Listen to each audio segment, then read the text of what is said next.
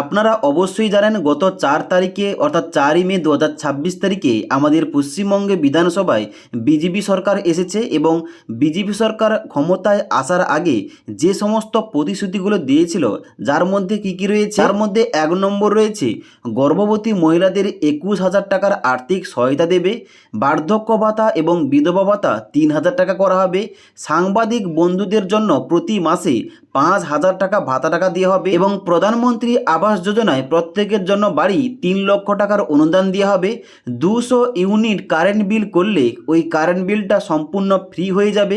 বেকার ভাতা মানে যুবশক্তি মানে বেকার যে সমস্ত যুবকরা রয়েছে তাদের জন্য বেকার ভাতা, যেখানে প্রতি মাসে 3,000 টাকা আর্থিক সহায়তা করা হবে।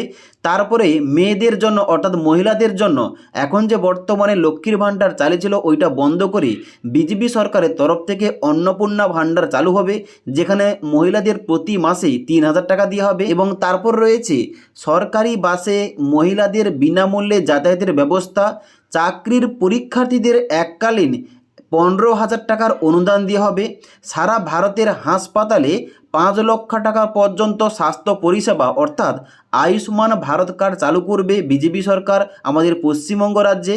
তারপরে রয়েছে লাস্ট 100 দিনের পরিবর্তে 125 দিনের জব কার্ডের কাজের গ্যারান্টি দেবে বিজেপি সরকার।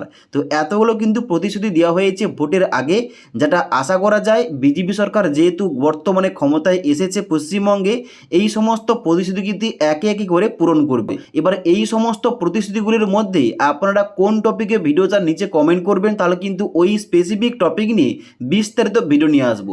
তাছাড়া আজকের এই ভিডিওটির আপডেট আপনাদের ভালো লেগে থাকলে একটি লাইক করবেন এবং বন্ধুদের অবশ্যই ভিডিওটি শেয়ার করে দেবেন।